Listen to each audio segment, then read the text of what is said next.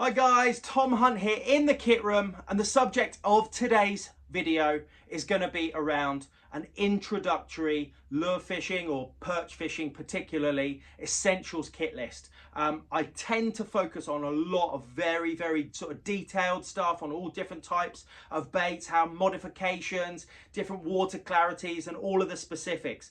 But at the other end of the scale, there's loads and loads of guys out there that just want to get into it, that just want to get one rod. They've heard about jigging or drop shotting. They want to give it a crack this winter.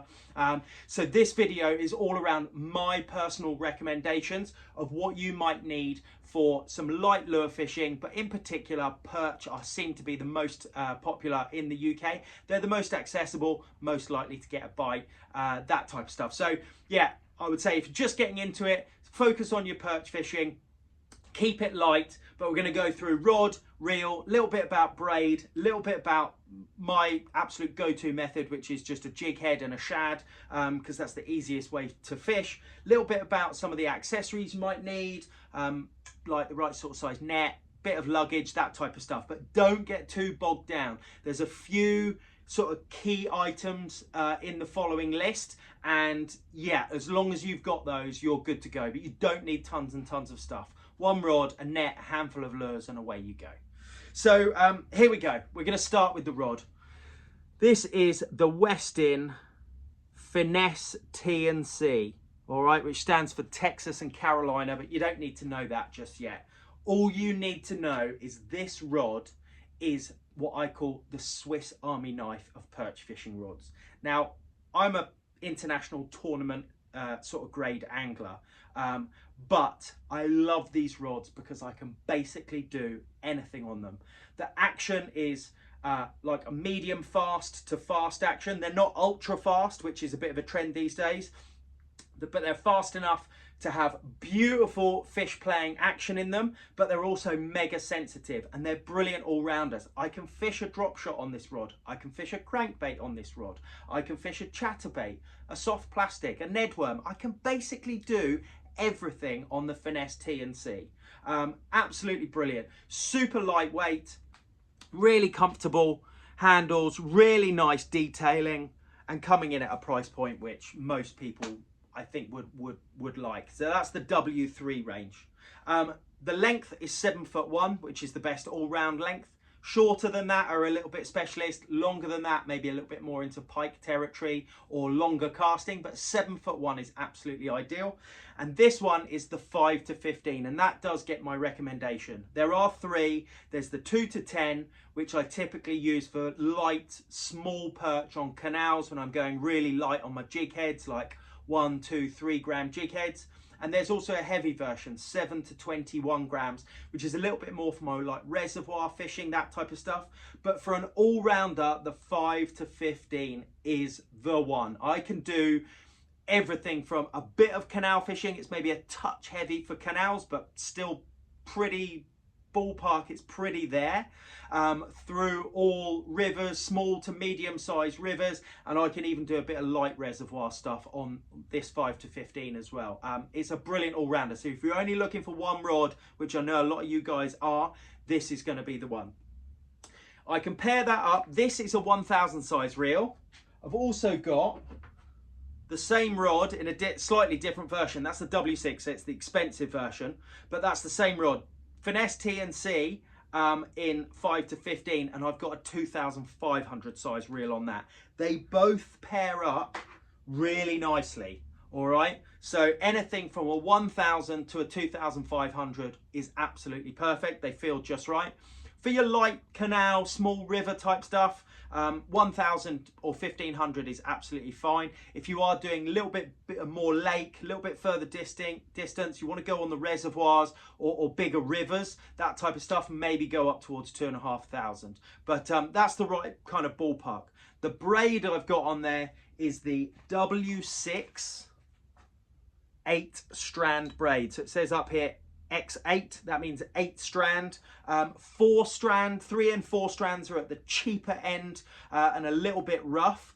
8 strand is super smooth and awesome. This is about 25 quid a spool. And if you really want to splash out, you go up to that, which is about 45 quid a spool. It's the W10 Premium, and you'll notice it says there 13X, so it's a 13 strand braid, the highest quality Japanese fibers going. But for you general guys out there, that's the one you want. Now that's 0.08, which is about £8, 0.1 about 10ish pound, 0.12. I wouldn't go much thicker than 0.12. There's probably a few guys out there saying, oh, but I'm a beginner, I don't want to lose my expensive lures, that type of stuff, so I'm going to put 25 or 30 pound braid on.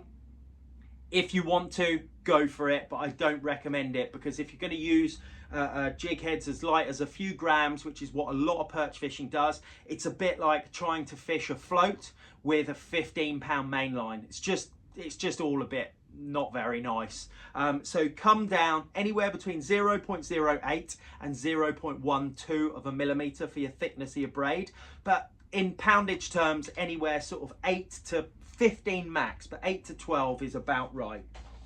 And yeah, always go, you'll notice that one as well, it's got a really nice line, it's called Lime Punch, bright lime green, because again, some of you might say, oh, 25 quid for a spool, that's quite a lot. But if you're only getting one setup, it's the thing that attaches you to the fish. And we don't have floats. We're not spending money on floats. We're not spending money on rod rests. We're not spending money on seat boxes.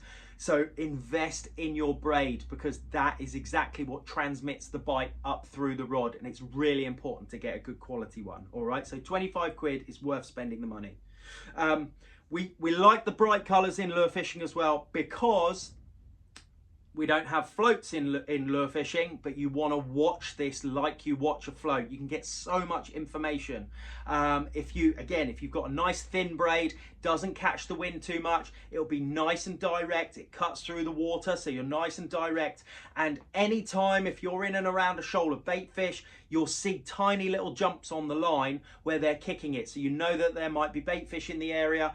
Tiny bites, especially from zander or small perch, often don't transmit all the way up the rod, so watching the braid like a hawk is absolutely key. All right, so you need that bright color. But there we go, that's rod, reel, and on the end of there, 3 feet. All I do is I get a spool, hold the end there, pull it out, and that's how much I use. It's about 2.5 to 3 feet, which is perfect. It gets the lure away from the bright colored braid far enough, but you don't want to put loads and loads on, because otherwise you end up with that knot in the tip eye.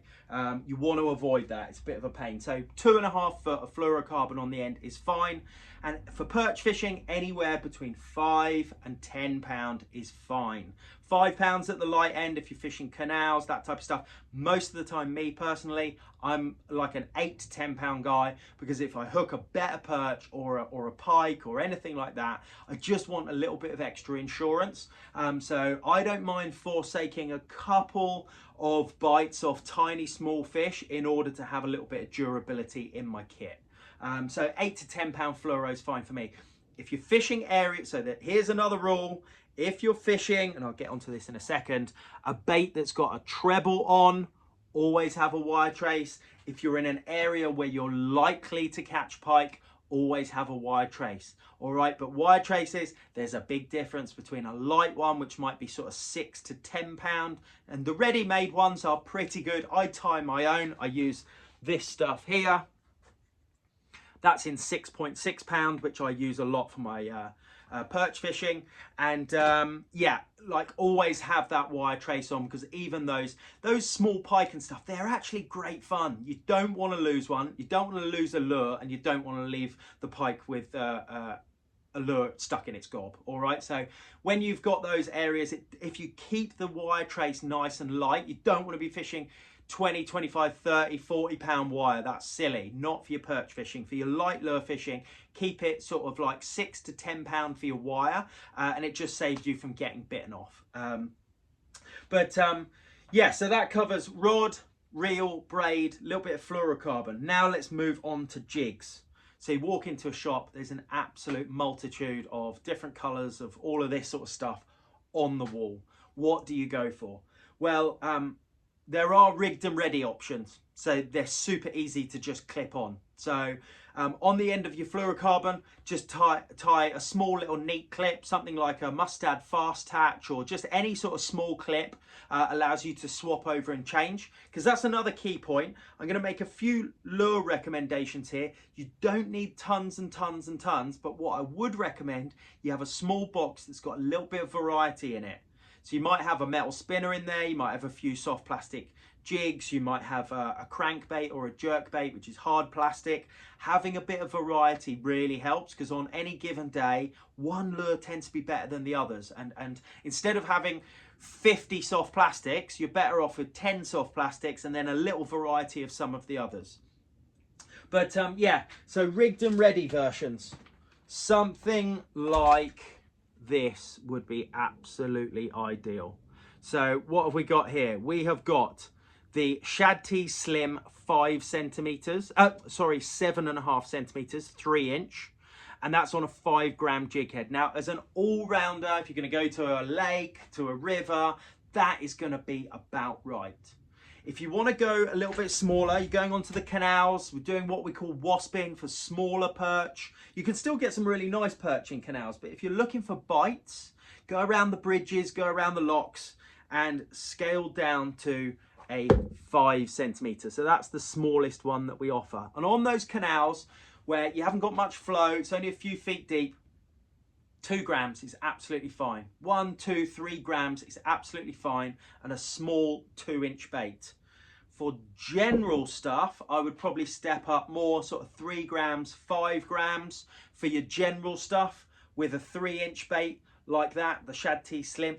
That is going to get you bites from maybe not the tiny sort of like few 1 or 2, 3 ounce jobbies, but anywhere from sort of 4 to 6 ounces up to a £1.5 pound is well, and bigger maybe, but your general staple is going to be, that's the sort of size that you're looking for on these nice light kits.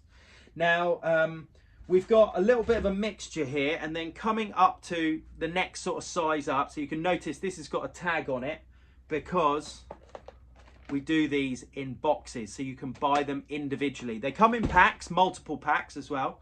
But if you go into a shop, ask your local dealer to get them in, because it's really nice to go and find. You might be like, right, I want to buy one of that colour, different size, one of that, you know, and get yourself a little variety to get the most bang for the buck.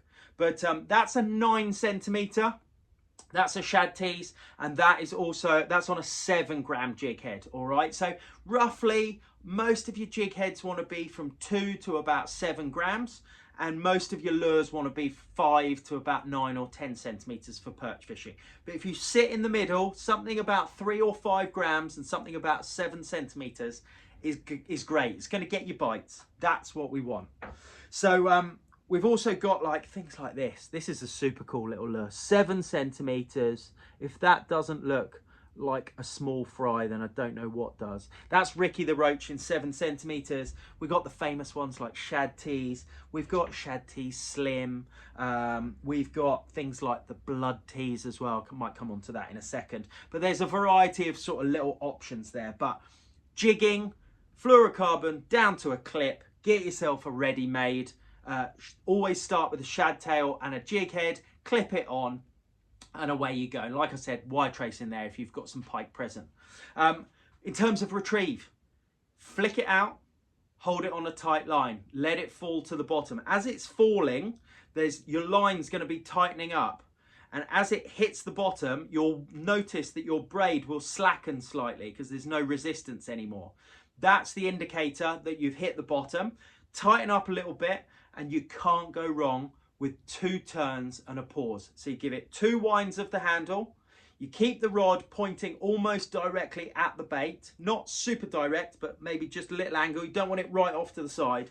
2 turns, pause. And there'll be a little time when it's all falling to the bottom again, and then dunk, it hits the bottom, your braid slackens, and that's the indicator, 2 more turns, all right? All that will do is basically 2 turns lifts it off the bottom, paddle tail works down, and you're working that bottom section, right? That's a fantastic way to just cover a bit of water and look for some bites. A lot of those perch are going to be on on the bottom, on the edges of ledges, near walls, that type of stuff. Most of the time they're down towards the bottom, but you can search a bit of water like that. The other style, just for basics, is casting it out, giving it a bit more of a straight retrieve. That tends to be a bit better for pike because the lure's up in the water a little bit more. Pike are really aggressive. They love chasing stuff. So 9 times out of 10, a perch will hit while this is falling slowly back to the bottom. Donk, that's perch. 9 times out of 10, a pike will hit when it's moving a little bit quicker on a straight wind. All right, so there's just a couple of basic options there. One other lure that you might want to invest in is something like a hard bait, also known as a crankbait. You can't go wrong with the Westin buzz bite in 5 centimeters, and this color's my favorite. It's called Bling Perch.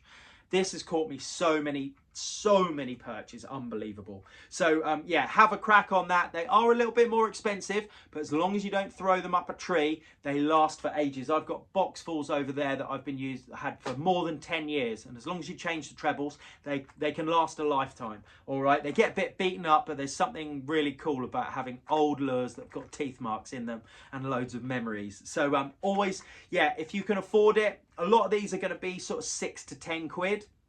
So they are a bit more expensive than your soft plastics, but they give a completely different feel. They're a much harder vibration through the rod. You'll really feel like a resistance. But again, like I said earlier, horses for courses. On certain days, they might want a soft plastic. On other days, they might really want a crankbait.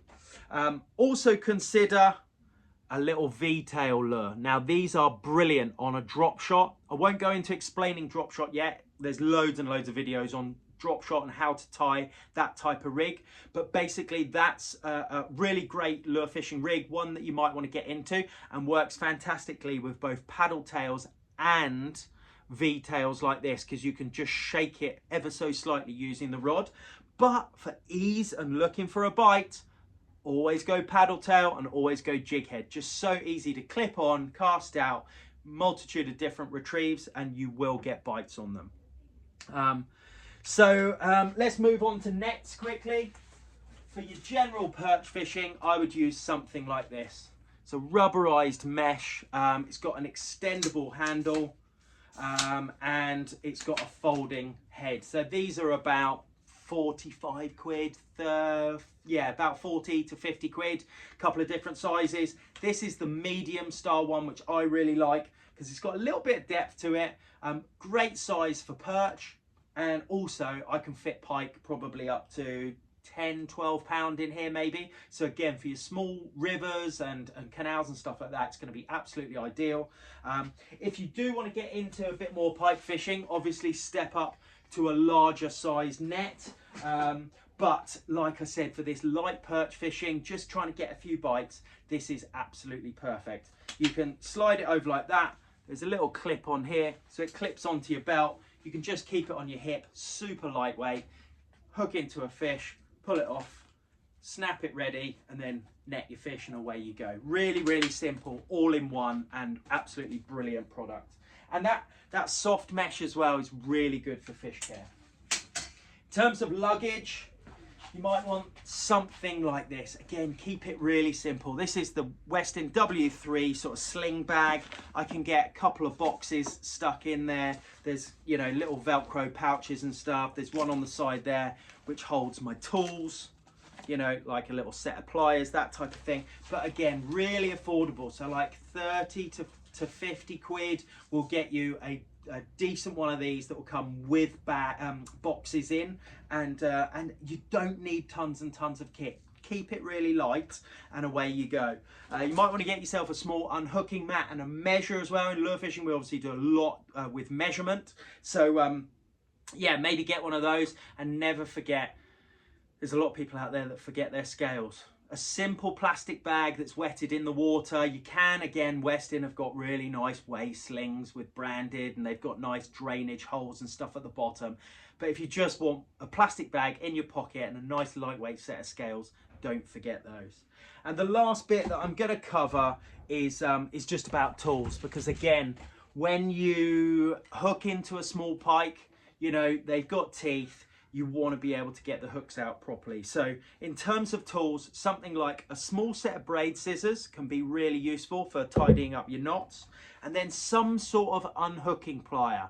So this one, a little bit on the larger side, which would double up as your pike fishing as well, or a little bit more on the delicate side, these stainless steel ones, something like that. But you're going to need it, because if you catch a pike and it's hooked, you know, a little bit further down or inside the mouth, there's no way to get it out with your fingers. You're gonna need some pliers. And maybe something like, you know, a pair of split ring pliers or something as well. So, you know, something like this on the end, got the little triangle section for split ring pliers.